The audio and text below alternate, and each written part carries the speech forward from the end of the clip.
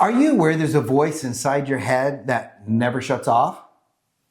It's there when you wake up in the morning. It's there when something goes wrong. It's there when something goes right. It's there when you try something new. And that voice is either saying things like, you got this, keep going, you're a stud or a studette. Or it's saying, what do you think you're doing? Who do you think you are? Come on, really? This isn't really going to work. That voice inside your head is one of the most powerful forces in your life because your life will almost always move in the direction of your internal dialogue. Psychologists estimate that an average person has 60,000 thoughts per day. Wow. 60,000. In research from the National Science Foundation suggests that as many as 70 to 80% of those thoughts are negative for most people. Think about that for a sec. If you're listening to a negative voice all day long, you're not just hearing it, you're slowly becoming negative. And the difference between people who their life in whatever area and people who quietly surrender often comes down to which voice they choose to believe. So, which choice do you choose to feed more of your attention to? Because that voice became very real to us during one of the hardest seasons of our lives, when we awoke to an intruder at the foot of our bed and we had to fight for our lives. That changed everything. It completely shook our sense of safety. And for months after, that voice inside of my head kept saying things like, you are not safe. Something bad is going to happen again. You will never feel normal again. And when that voice starts repeating itself enough, it becomes to feel like the truth. And maybe you've experienced something like this in your own life. Maybe it wasn't a burglary, but maybe it was a divorce or losing a job. Maybe someone told you that you weren't good enough, and that word stuck. I've been there. I've been told that. Have you ever caught yourself replaying the same negative sentence in your mind over and over? That's what happens when we let the wrong voice take control of the narrative. I tell Michael that he has a whole committee of people inside of his head. So can you imagine the voices that he hears all the time? But something powerful happens when you start interrupting that voice or voices. Self-awareness experts often say that the first step to changing your life is noticing the conversations that's happening inside of your head. Because if you don't notice it, it runs your life quietly in the background. We have two voices operating inside every person. No, it's not yours and your spouse's. Sometimes. No, it's not. The first voice is the default voice. This is the one that is conditioned. It's wired for survival. Its main job is to keep you safe. Not wrong, safe.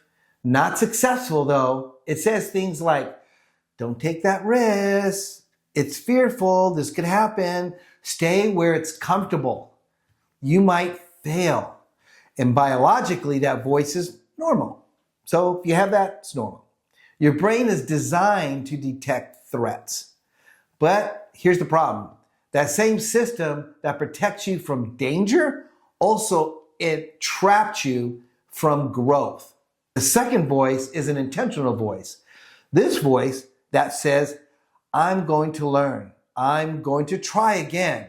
I'm not finished yet. And here's the key principle we teach in the no surrender mindset. The strongest voice in your life is the one you train and repeat. Let me say that again. The strongest voice in your life is the one you train and repeat. Your internal dialogue, my internal dialogue, is not fixed. It's trained. Elite athletes do this constantly. Olympic competitors practice visualization and positive internal dialogue before they ever step on the field. Studies from sports psychology show that mental training can significantly improve performance. Why? Because the brain believes what it hears and sees consistently. Let me give you a very everyday example of how this shows up in people's lives. Imagine you decide that you want to improve an area of your life. Maybe you want to start exercising. Maybe you want to start a business. Maybe you want to go back to school. Day one, you feel motivated, but then that voice shows up. You're too busy. You've tried this before. This probably isn't going to last. And slowly, that voice convinces you to just stop. Not because you couldn't succeed, but because you listened to the wrong voice long enough. Have you been there? I have. Now let's flip that scenario. What if the voice said something very different? Just start small. You've done hard things before. One step today is still progress. That's the voice that builds momentum. And over time, those small decisions, they start to create a completely different life. Have you noticed which voice tends to show up in your life the most? Because once you start paying attention to it, you realize that voice has been shaping your decision for years. So you ask, how do I change that voice? Well, here are 3 things anyone can start doing immediately. Number 1, you have to catch the voice. You can't change something you're not aware of. Start noticing the phrases you repeat to yourself on a daily basis, the most common ones. Example would be, I'm bad about money. I'm not disciplined. I never finish things. Those aren't facts. Those are rehearsed beliefs. Okay? And then second, replace the script. Replace the narrative.